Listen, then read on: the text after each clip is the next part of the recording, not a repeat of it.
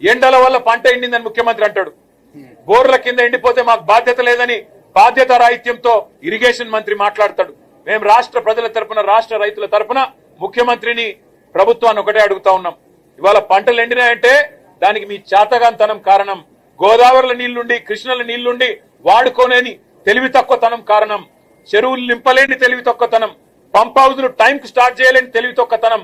Barrage ఏమన్నా చిన్న problem ఉంటే రిపేర్ చేసి నీళ్లు తీసుకోవాలనే సోయిలేనితనంతోనే ఈ ప్రభుత్వానికి ఇవాళ బాధ్యత మరిచింది.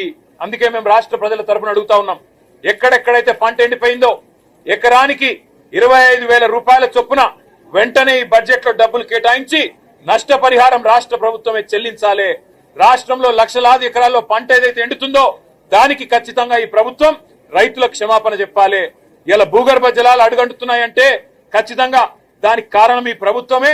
చెరువులు నింపకపోవడం, ఇష్టం వచ్చినట్టు చెక్ డ్యాములు నింపకపోవడం, ఇష్టం వచ్చినట్టు ఇసుక తోడుకోవడానికి, కేవలం ఇసుకతో దోపిడీ కాంగ్రెస్ నాయకుల జేబులు నింపడానికి మీరు చేసిన నిర్వాహకం అనే కారణం ఇవాళ గుర్తుపెట్టుకోవాలని కోరుతూ రాష్ట్ర రైతాంగానికి కేసీఆర్ గారు ఉన్నారు, బీఆర్ఎస్ ఉన్నది. మేము భరోసాను ఇస్తూనే ఉంటాం, మీ తరఫున కొట్లాడుతూనే ఉంటాం. ఎక్కడెక్కడైతే పంటలు ఎండుతున్నాయో ఆయా ప్రాంతాల్లో పర్యటించి రైతుల్లో మనోధైర్యాన్ని నింపడానికి మేము ప్రయత్నం చేస్తూనే ఉంటాం.